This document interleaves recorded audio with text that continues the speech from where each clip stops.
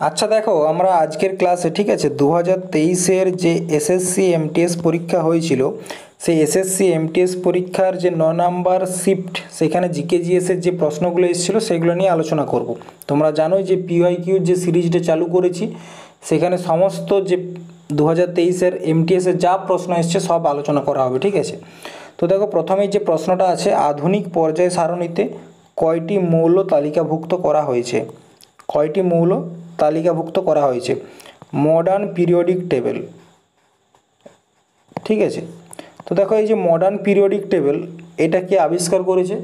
এটা করেছে, তার নাম হচ্ছে মজলে, ঠিক আছে। এবং আমাদের যে প্রথম পিরিয়ডিক টেবিল ছিল, সেটা কে করেছিল? মেন্ডেলিফ। কে করেছিল? মেন্ডেলিফ। তো দেখো, এই যে মডার্ন পিরিয়ডিক টেবিল, সেখানে টোটাল এলিমেন্ট আছে 118টি। তাহলে মৌল কতগুলি আছে? 118টি। এরপর দেখো, এই যে 118টি মৌল আছে, তার মধ্যে 91টা হচ্ছে ধাতু, এটা মনে রাখবে, 91টা হচ্ছে ধাতু, ঠিক আছে। 20টা হচ্ছে অধাতু, এবং 7টা হচ্ছে কি? মেটালয়েড, মানে যাদের মধ্যে ধাতু এবং অধাতু দুটারই গুণ আছে, তাদেরকে বলা হচ্ছে মেটালয়েড। এরপর দেখো, আধুনিক যে পর্যায় সারণী, তার যে বেস, মানে কিসের ভিত্তিতে পর্যায় সারণী বলতে কি, কতকগুলো মৌলকে, 118টা মৌলকে তাদের যে গুণ, তাদের যে কাজ, সেরকম হিসাবে সাজানো, ঠিক আছে। তো আধুনিক পর্যায় সারণীর যে বেস, সেটা হচ্ছে অ্যাটমিক নাম্বার। Atomic number. তাহলে আধুনিক পর্যায় সারণীর বেস কোনটা? Atomic number. তার ভিত্তিতেই কিন্তু যে আধুনিক পর্যায় সারণী, সেটাকে সাজানো হয়েছে, ঠিক আছে। এরপর দেখো,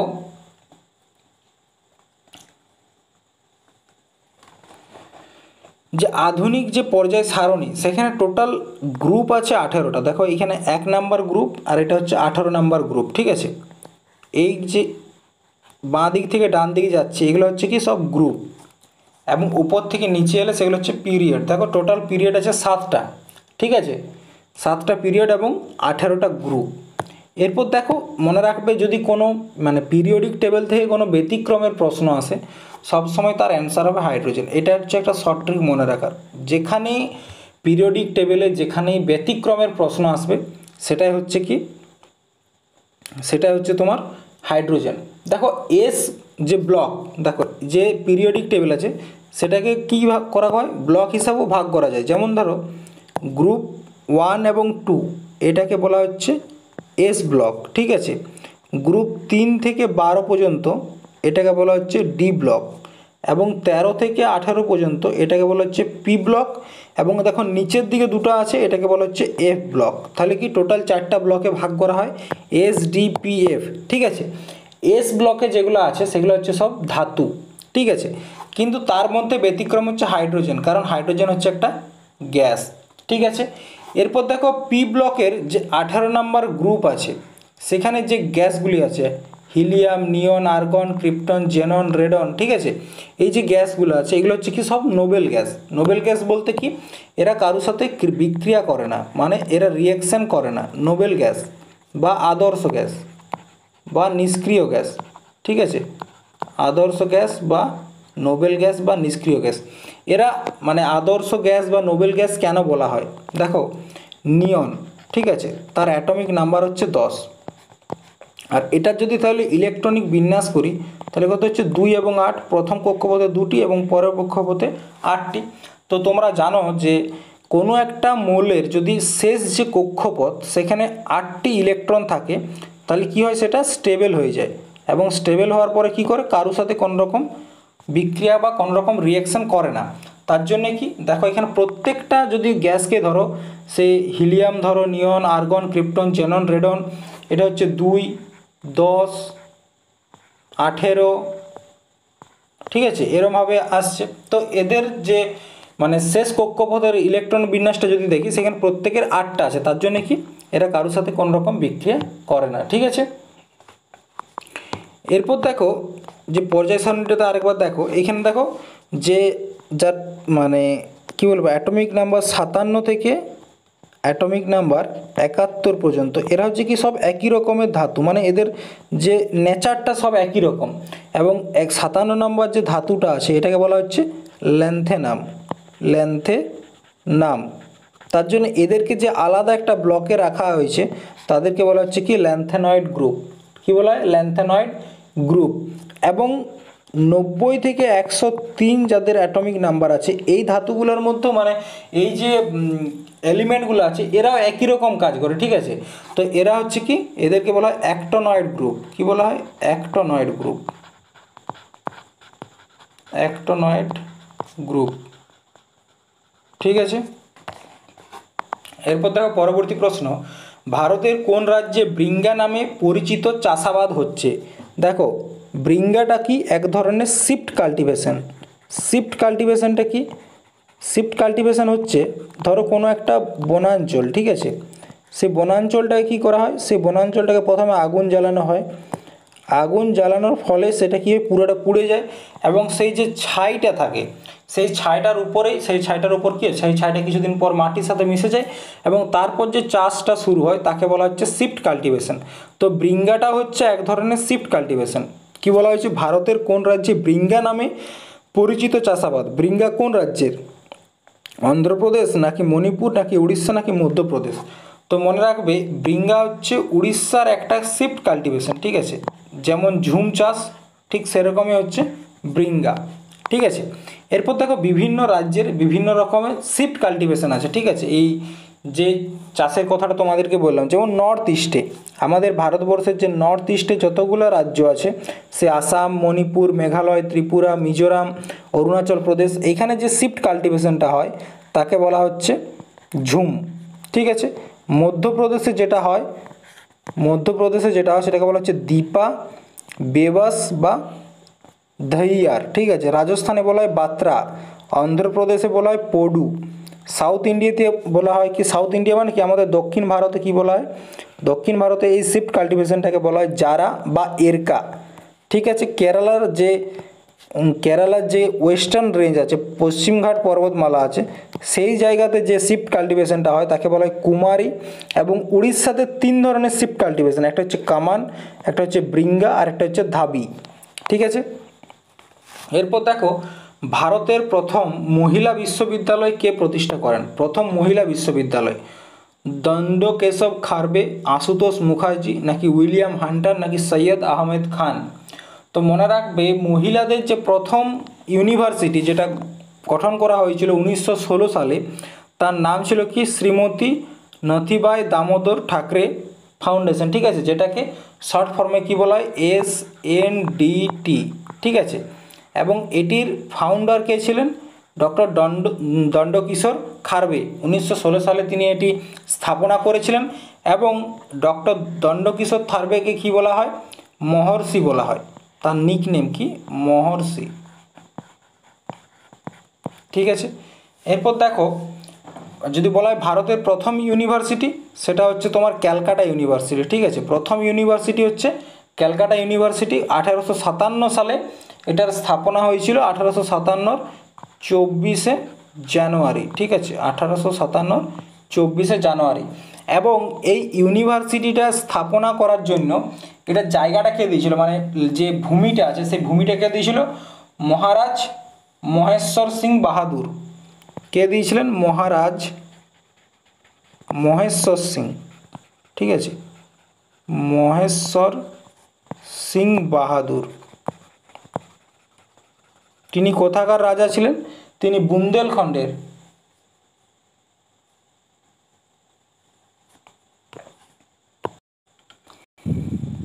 তিনি কোথাকার রাজা ছিলেন?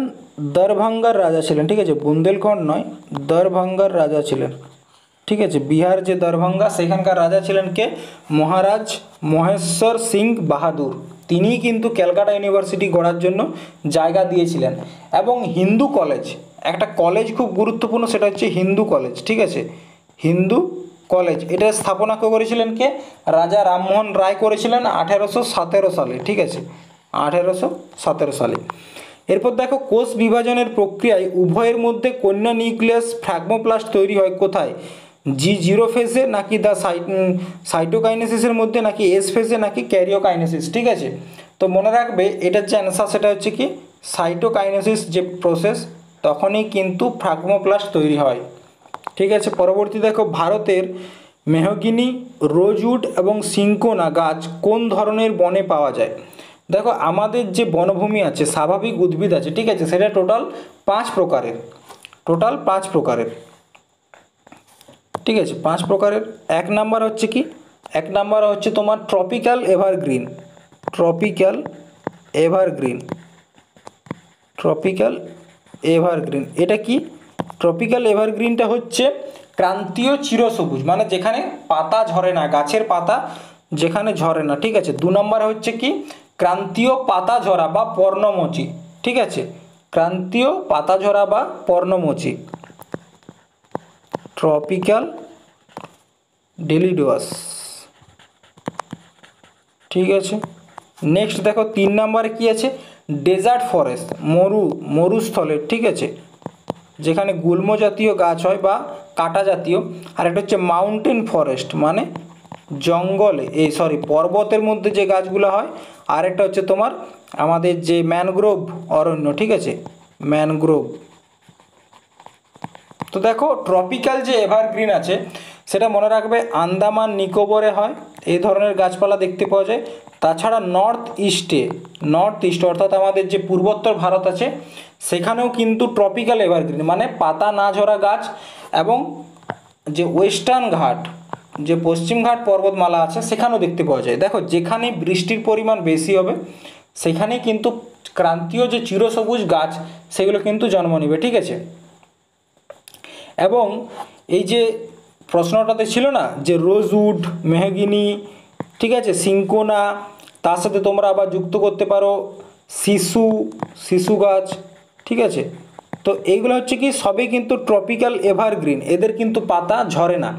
এরপর কিছু পাতা ঝরা গাছও আছে। পাতা ঝরা গাছ কি কি আছে, যেমন কুল আছে, পাতা ঝরা কি আছে, কুল আছে, পলাশ আছে যেটা আমাদের পুরুলিয়া দিকে বেশি দেখতে পাওয়া যায়, শিমুল আছে, শিমুল গাছ। তাছাড়া কি শাল গাছও পাতা ঝরে। ঠিক আছে, বাবলা গাছ, বাবলা, গ্রাম সাইডে এটাকে বেশি দেখতে পাওয়া যায়, বাবলা গাছ। ঠিক আছে, এদের কি মানে সময়, বছরে একটা সময় কিন্তু পাতা ঝরে। আরেকটা হচ্ছে গুল্ম জাতীয় বা ক্যাকটাস জাতীয়, বা যেটাকে বলা হচ্ছে মরুভূমির যে গাছ, ডেজার্ট ফরেস্ট, সেগুলোর মধ্যে কি কি পড়ছে, ক্যাকটাস পড়ছে, ক্যাকটাস। তাছাড়া কি ফনিমনসা, বাবলা। ঠিক আছে, এগুলো সমস্তগুলোই কিন্তু কিসের মধ্যে পড়ছে, ডেজার্ট ফরেস্টে। দেখো কি হয়, আমাদের যে মরুস্থল সেখানে কিন্তু জলের পরিমাণ কম, তাই এই মরুস্থলের যে গাছগুলো হয় তাদের যে পাতাটা অনেক ছোট হয়ে যায়, যাতে কি হয় বাষ্পমোচনটা সেটা কম হয় পাতার থেকে। আর তাছাড়া কি হয়, এই গাছের মধ্যে মানে পাতার পরিবর্তে কাটা বেশি দেখতে পাওয়া যায়। ঠিক আছে, এরপর দেখো মাউন্টেন, পর্বতের কিছু কিছু গাছ আছে, যেমন পাইন আছে, ফার, দেবদারু, সিডার। ঠিক আছে, আরেকটা হচ্ছে ম্যানগ্রোভ অরণ্য বেশিরভাগ ক্ষেত্রে আমাদের ওয়েস্ট বেঙ্গল এবং উড়িষ্যা, ওয়েস্ট বেঙ্গলে হচ্ছে সুন্দরবন যে ডেল্টা সেখানে কিন্তু ম্যানগ্রোভ অরণ্য দেখতে পাওয়া যায়। ম্যানগ্রোভ যেমন কি সুন্দরী, ম্যানগ্রোভ অরণ্য মেন হচ্ছে কি যেখানে কি হবে, যে জোয়ারের সময় জলটা কি হবে মানে ভিতর দিকে ঢুকে যাচ্ছে, সেইখানে কিন্তু এই ধরনের যে অরণ্য, ম্যানগ্রোভ অরণ্য, সেগুলো কিন্তু দেখতে পাওয়া যায়। ঠিক আছে, দেখো যে চওড়া পাতাযুক্ত, ঠিক আছে, যে পাতাগুলো কি হয়, যেসব গাছের পাতাগুলো খুব চওড়া, সেই সব ধরনের গাছগুলোকে কি বলা হয় আমাদের দক্ষিণ ভারতে, সেই সব গাছগুলোকে আমাদের দক্ষিণ ভারতে বলা হচ্ছে তোমার শোলা। কি বলা হয়, শোলা বলা হয়। এই পয়েন্টটা কিন্তু মনে রাখার মতন। ঠিক আছে, কোথায় বলা হয়, সাউথ ইন্ডিয়াতে বা দক্ষিণ ভারতে বলা হয়। এরপর দেখো লেবাং বোমানি নাচ ড্যাশের ফসল নাচ কি নাম, লেবাং বোমানি ডান্স, মিজোরাম, ত্রিপুরা, আসাম নাকি মেঘালয়া। তো দেখো লেবাং বোমানি নাচ হচ্ছে কোথাকার, ত্রিপুরার একটা harvest festival dance, harvest festival dance মানে কি ফসল কাটার পর যে উৎসবগুলো হয় সেই উৎসবের একটা ডান্স হচ্ছে কি লেবাং বুমানি নাচ। তো বিভিন্ন রাজ্যের যে হারভেস্ট ডান্স আছে, দেখো যেমন নাগাল্যান্ডের যে হারভেস্ট ডান্স, ঠিক আছে, তাকে কি বলা হয়? সাকুম মামাই। কি বলা হয়? সাকুম মামাই। সাকুম মামাই। ত্রিপুরাতে কি বলা হয়? লেবাং বোমানি। ঝাড়খণ্ডে টুসু পরব। উড়িষ্যাতে নুয়াখাই। নুয়াখাই কিন্তু একটা হারভেস্ট ডান্স, ঠিক আছে। ছত্তিশগড় চেরচেরা। কেরালা ওনাম। অন্ধ্রপ্রদেশ পোঙ্গল। মিজোরাম পলকুট। পলকুট, ঠিক আছে। মণিপুর চাবাংকুট। মেঘালয় ওয়াংলা। ওয়াংলাকে কি বলা হয়? Festival of 100 drums. Festival of 100 drums কাকে বলা হয়? মেঘালয়ের ওয়াংলাকে।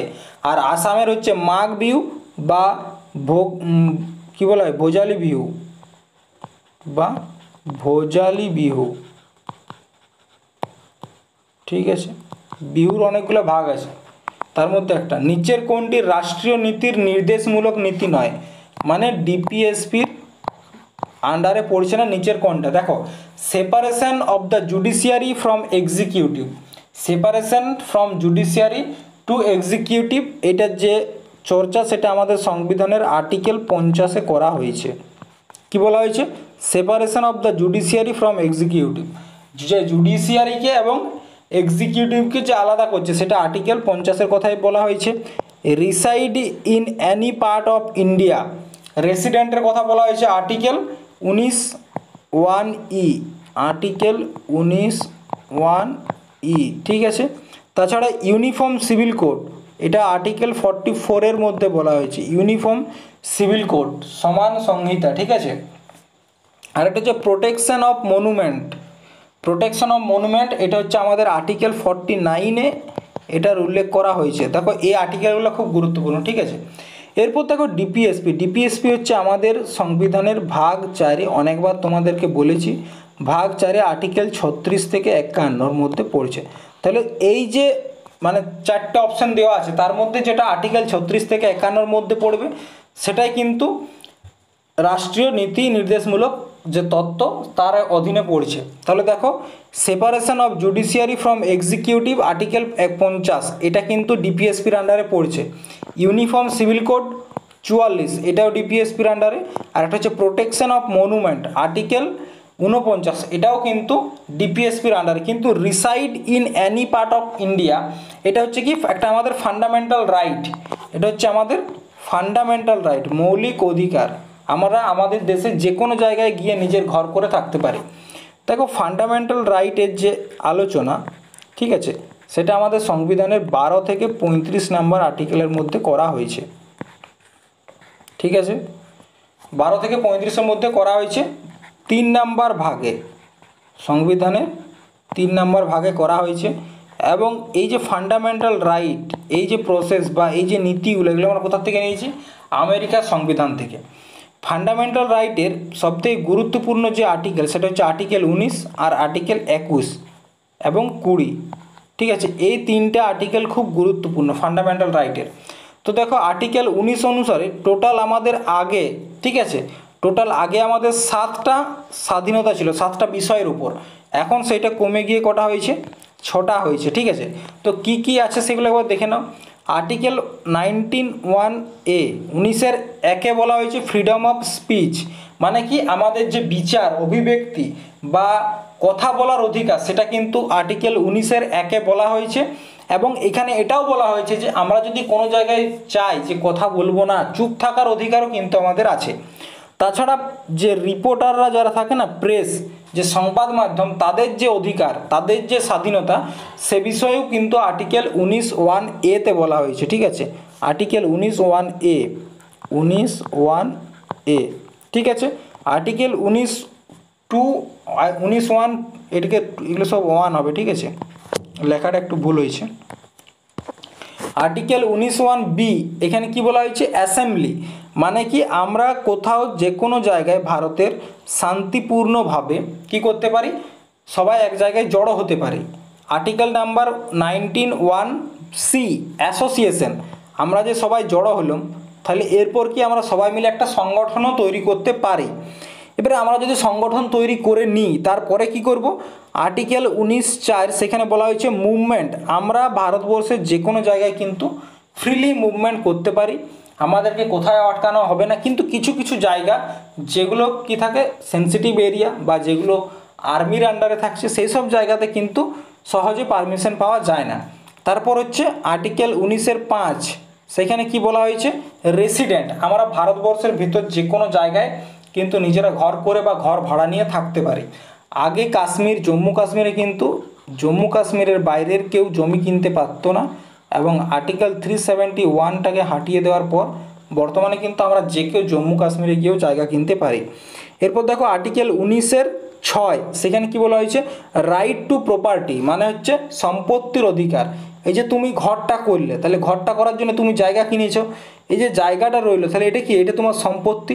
এই যে সম্পত্তির অধিকার, এটা কি ছিল আগে, মৌলিক কর্তব্য ছিল, কিন্তু বর্তমানে এই মৌলিক কর্তব্যটাকে বাদ দিয়ে আর্টিকেল 300A-তে যুক্ত করা হয়েছে, ঠিক আছে।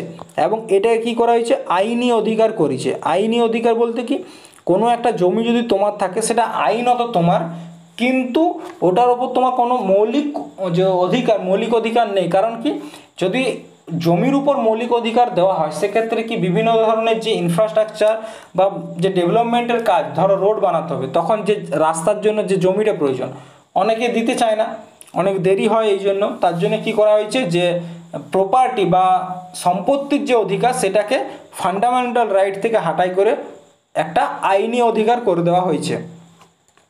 আর 7 নম্বরে কী আছে, বিজনেস রাইট, আমাদের যে কোনো ব্যবসা করার কী আছে, পারমিশন বা অধিকার আছে। কিন্তু বর্তমানে যেহেতু রাইট টু প্রপার্টিটাকে বাদ দিয়েছে, তাই আর্টিকেল 19 অনুযায়ী আমাদের যে বর্তমানে স্বাধীনতা সেটা হচ্ছে 6 প্রকার। এরপর দেখো কি বললাম, আর্টিকেল 19, 20, 21 এবং আর্টিকেল 20-তে কী বলা হয়েছে, ধরো যদি কেউ কোনো একটা ক্রাইম করে, কেউ একটা কোনো ক্রাইম করলো, ঠিক আছে, সেই ক্রাইম করার পরে কি করা হলো, তাকে অ্যারেস্ট করা হলো। এরপর আর্টিকেল 20 কি বলছে, যদি কেউ কোনো ক্রিমিনাল অ্যারেস্ট হলো কোনো একটা ক্রাইমের উপর, তো যখন অ্যারেস্ট করা হচ্ছে সেই সময় ওই ক্রাইমটার জন্য যে সাজা থাকবে সেই সাজাই কিন্তু দেওয়া হবে। যদি কোনো নতুন আইন বানানো হয় সেটা কিন্তু তার ক্ষেত্রে প্রযোজ্য হবে না। এবং যদি কাউকে অ্যারেস্ট করাও হয় তাকে 24 ঘন্টার মধ্যে কোর্টের ভিতর কি করতে হবে, কোর্টের ভিতর নিয়ে যেতে হবে, মানে কোর্টে উপস্থিত করাতে হবে সশরীরে। এটা আর্টিকেল 20-তে বলা হয়েছে। আর আর্টিকেল 21-এ কি বলা হয়েছে, দেখো আর্টিকেল 21-এ বলা হয়েছে যে সবাইকার ব্যক্তি স্বাধীনতা আছে, কি হচ্ছে, সবাইকার জীবনযাপন করার নিজস্ব অধিকার আছে, কিন্তু কেউ যদি চায় যে আমি আত্মহত্যা করব সেটা কিন্তু তার ফান্ডামেন্টাল রাইট নয়, কারণ আত্মহত্যা করাটা একটা হচ্ছে ইল্লিগাল কাজ, ঠিক আছে। তো দেখো সেটাকে রাখা হয়েছে আর্টিকেল 21-এ।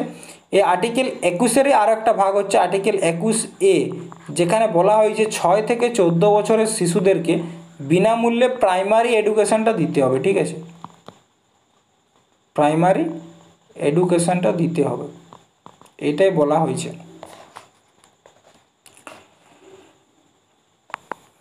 এরপর দেখো কি বললাম, 20-21 হয়ে গেছে। এরপর হচ্ছে সাঁচি স্তূপ কোন রাজ্যে অবস্থিত, সাঁচির স্তূপ। তো দেখো সাঁচির স্তূপটা কীরকম দেখতে, দেখে নাও। এটা হচ্ছে কি, এটা হচ্ছে সাঁচির স্তূপ। এটা কে বানিয়েছে জানো, এটা বানিয়েছে সম্রাট অশোক। সাঁচির স্তূপটা কে বানিয়েছে, সম্রাট অশোক। বৌদ্ধদের সবথেকে পবিত্র স্তূপ, ঠিক আছে। তো দেখো এই যে সাঁচির বৌদ্ধ স্তূপ, এটা কোথায়, মধ্যপ্রদেশে অবস্থিত, মধ্যপ্রদেশে অবস্থিত। এবং এই যে সাঁচি স্তূপের যে গেটটা আছে, ঠিক আছে, এই যে গেটটা, এই গেটটাতে কি করা আছে, গৌতম বুদ্ধের যত জাতক কথা সব কিন্তু এই গেটের উপর লেখা আছে, ঠিক আছে। এবং এই যে বৃত্তাকার, অর্ধবৃত্তাকার দেখতে পাচ্ছ, এটাকে বলা হচ্ছে অণ্ড, এইটাকে বলা হয় অণ্ড, ঠিক আছে। এবং এই যে রাউন্ড মতো দেখতে পাচ্ছ না, এটাকে বলা হচ্ছে পরিক্রমণ যে রাস্তা সেটা, ঠিক আছে। এরপর দেখো ভারতের নামমাত্র নির্বাহী কে, নামমাত্র নির্বাহী মানে নামে সে সব থেকে হেড, নামে হেড কিন্তু কাজের দিকে সে কিন্তু হেড নয়। কে, উপরাষ্ট্রপতি নাকি রাষ্ট্রপতি নাকি প্রধানমন্ত্রী নাকি অ্যাটর্নি জেনারেল। তো দেখো এই যে 4টা অপশান আছে, এই 4টাই কিন্তু আমরা ভাগ 5-এ পাই সংবিধানের। আর্টিকেল 52 থেকে 151 পর্যন্ত আর্টিকেলের মধ্যে আমরা দেখতে পাই। এরপর দেখো কি বলা হয়েছে, নমিনাল হেড মানে নামমাত্র হেড, সেটা হচ্ছে আমাদেরকে রাষ্ট্রপতি। রাষ্ট্রপতি হচ্ছে নামমাত্র হেড, কিন্তু আমাদের যদি বলা হয় বাস্তবিক প্রধান কে, বাস্তবিক হেড কে, বাস্তবিক, তাহলে সেটা হচ্ছে কে, বাস্তবিক হেড হচ্ছে আমাদের পিএম, প্রাইম মিনিস্টার। কারণ কি, প্রেসিডেন্ট যে কোনো কাজ করার জন্য কি করতে হয়, তাকে মন্ত্রিমণ্ডলের সিফারিশ বা অ্যাডভাইস নিতে হয়, এবং এই মন্ত্রিমণ্ডলের হেড কে হচ্ছে, সেটা হচ্ছে আমাদের প্রাইম মিনিস্টার। ঠিক আছে, তো দেখো এইখানে কয়েকটা জিনিস খুব গুরুত্বপূর্ণ। এই যে প্রেসিডেন্ট, এই প্রেসিডেন্টের পদটা আমরা কোথা থেকে নিয়েছি, ঠিক আছে, এটা একটা গুরুত্বপূর্ণ। এইটা তোমাদেরকে আগের দিন আমি একটা ক্লাসে করিয়েছি, তোমরা এখন জানাবে, ঠিক আছে, যে রাষ্ট্রপতির পদটা আমরা কোথা থেকে নিয়েছি। এরপর এখানে একটা আর্টিকেল খুব গুরুত্বপূর্ণ, সেটা হচ্ছে আর্টিকেল 109, যে কোনো একটা ধন বিধেয়ক বা মানি বিল, ঠিক আছে, একটা মানি বিল যদি আমাদের পার্লামেন্টে পেশ করতে হয়, সেই মানি বিলটাকে পেশ করার জন্য, ঠিক আছে, পেশ করার জন্য কি করতে হবে, প্রেসিডেন্টের বাধ্যতামূলক সিগনেচার চাই। ঠিক আছে, মানে প্রেসিডেন্টের যে সিগনেচার, সেটা হচ্ছে বাধ্যতামূলক, সিগনেচার ছাড়া কিন্তু সে এনরোল করতে পারবে না। এটা হচ্ছে আর্টিকেল 109 বলা হয়েছে। কোথায় বলা হয়েছে, আর্টিকেল 109 এটা বলা হয়েছে। ঠিক আছে, এরপর দেখো কি বলেছে, অসমাপ্ত একটি স্মৃতি, অসমাপ্ত একটি স্মৃতি, আনফিনিশড আ মেমোইর, বইটির লেখককে আলিয়া ভাট, প্রিয়াঙ্কা চোপড়া, নাকি দীপিকা পাডুকোন, নাকি করুণা কাপুর। তো দেখো অনেকবার বলেছি যে আনফিনিশড, এই বইটির লেখক হচ্ছে কে, প্রিয়াঙ্কা চোপড়া। প্রিয়াঙ্কা চোপড়া হচ্ছে আনফিনিশড। আর যদি বলা হয় আনটাচেবল, আনটাচেবল, আনটাচেবল বইটির লেখক হচ্ছে কি, মুল্করাজ আনন্দ, মুল্করাজ আনন্দ। আরও এরকম একটি বই হচ্ছে কি, মাইন্ড মাস্টার, মাইন্ড মাস্টার, বইটির লেখক হচ্ছে কি নাম, বিশ্বনাথ, বিশ্বনাথ আনন্দ।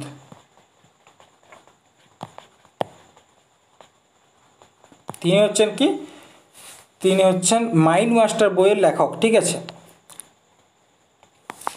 পরবর্তী দেখো কি আছে, দক্ষিণের চীন সাগর নিচের কোন মহাসাগরের একটি অংশ।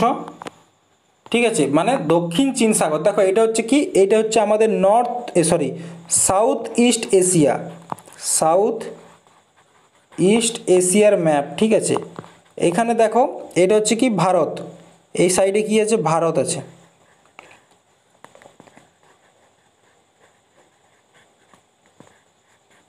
ঠিক আছে, এই ভারতের উপরে কি আছে, চায়না, এই যে দেশটা দেখছো এটা হচ্ছে চায়না, চায়নার উপরে রাশিয়া। তো যদি এই দেশটা চায়না হয়, তাহলে এই চায়নার নর্থ সাউথ ইস্ট, দেখো এটা হচ্ছে নর্থ সাউথ, তাহলে কি বলা হয়েছে, চায়নার দক্ষিণ চীন সাগর, দক্ষিণ চীন সাগর মানে সাউথের।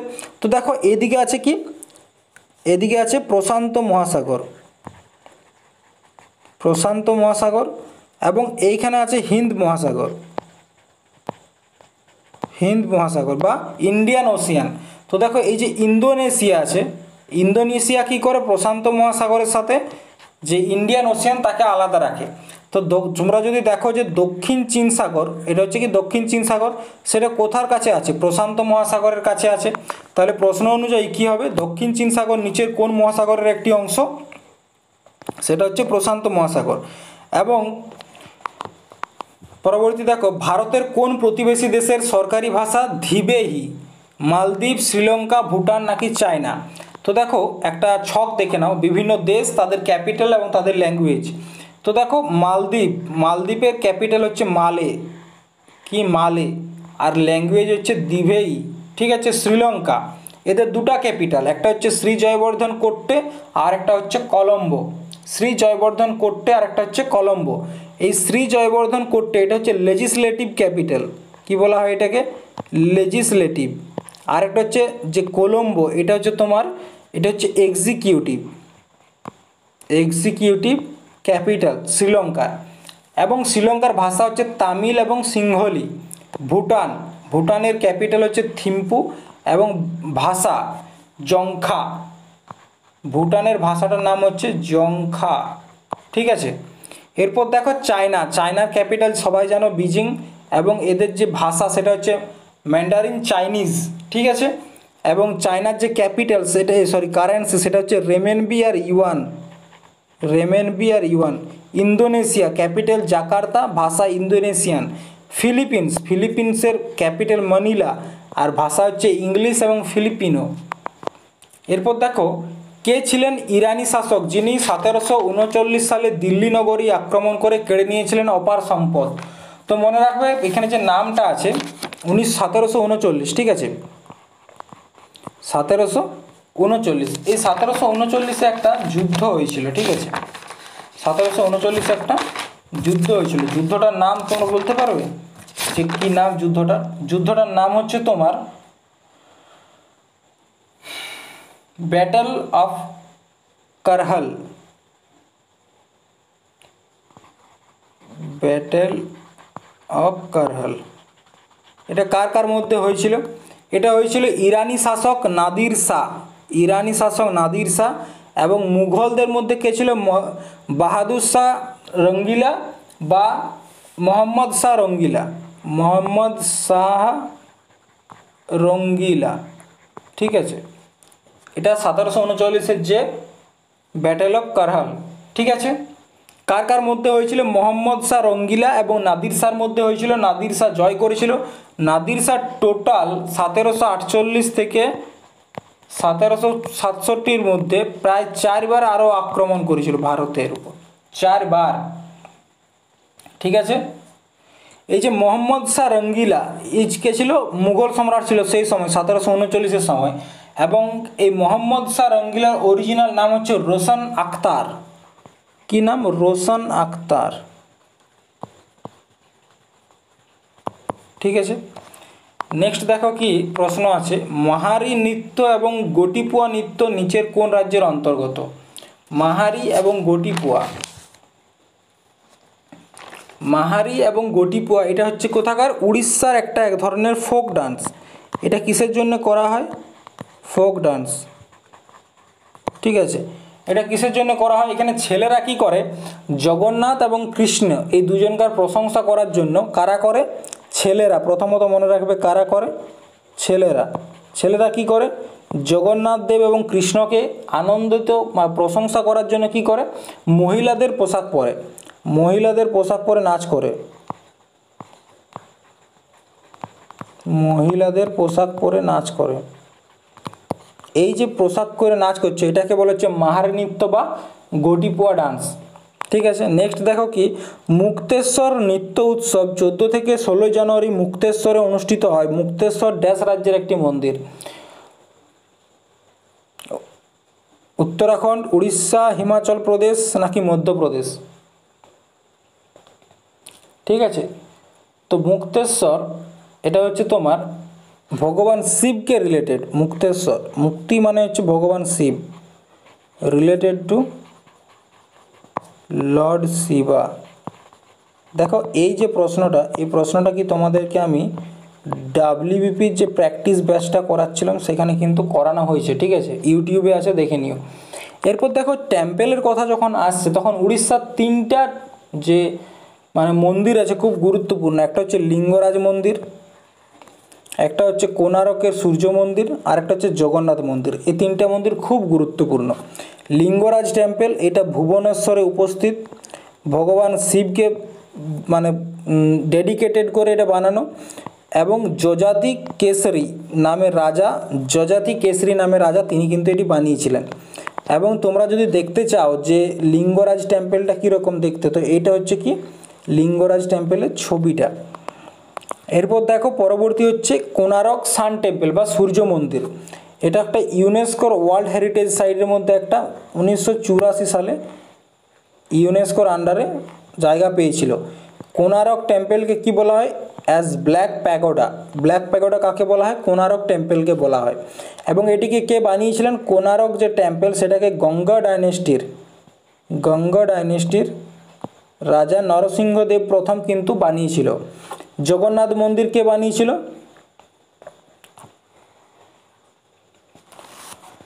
জগন্নাথ মন্দির বানিয়েছিল অনন্ত বর্মন চোদাগঙ্গা। কে বানিয়েছিলেন? অনন্ত বর্মন চোদাগঙ্গা। গঙ্গা ডাইনেস্টির 11 সেঞ্চুরি 11th সেঞ্চুরিতে তিনি এটি বানিয়েছিলেন। এটা হচ্ছে কি কোণারকের সূর্য মন্দির। তো দেখো এখানে কটা আছে, 1 2 3, 3 6 2 8, এটা হচ্ছে কি সূর্য ঘড়ি। ঠিক আছে, এরপর দেখো প্রদত্ত বিকল্প থেকে মিলখা সিংয়ের আত্মজীবনী নির্বাচন করো। এ shot at history, the test of my life from cricket two cancer and beyond, one life is not enough, the race of my life. Milkha Singh, যার অপর নাম হচ্ছে কি ফ্লাইং শিখ। ঠিক আছে, ফ্লাইং শিখ, তার আত্মজীবনীটির নাম কি? The race of my life, the race of my life. এরপর দেখো এ শর্ট অ্যাট হিস্ট্রি, এই বইটার লেখক হচ্ছে অভিনব বিন্দ্রা। এবছর খুব গুরুত্বপূর্ণ অলিম্পিকের যে মশাল নিয়ে এগিয়ে যাওয়া, তিনি কে ছিলেন? অভিনব বিন্দ্রা ছিলেন। অভিনব বিন্দ্রা খুব গুরুত্বপূর্ণ একটা নাম। তো তার লেখা বইটির নাম হচ্ছে a shot at history. The test of my life, কার লেখা? Yuvraj Singh. One life is not enough, এটা হচ্ছে নটওয়ার সিংয়ের লেখা। ঠিক আছে, তো আজকে দেখো প্রায় 17টা প্রশ্ন তোমাদের সাথে আলোচনা করলাম 25টার মধ্যে। কারণ কি কতকগুলো কোয়েশ্চেন অনেক বারবার রিপিট হয়েছে এবং কতকগুলো প্রশ্ন কি হচ্ছে কারেন্ট অ্যাফেয়ার্স থেকে এসছে, সেগুলো বাদ দিয়েছি। ঠিক আছে, তো আজকের ক্লাসটা তোমাদেরকে প্রত্যেকটা প্রশ্ন ডিটেলসে আলোচনা করেছি, আশা করি বুঝতে পেরেছো। তো এইখানে আজকের ক্লাসটা সমাপ্ত করছি। থ্যাংক ইউ, ধন্যবাদ, জয় হিন্দ।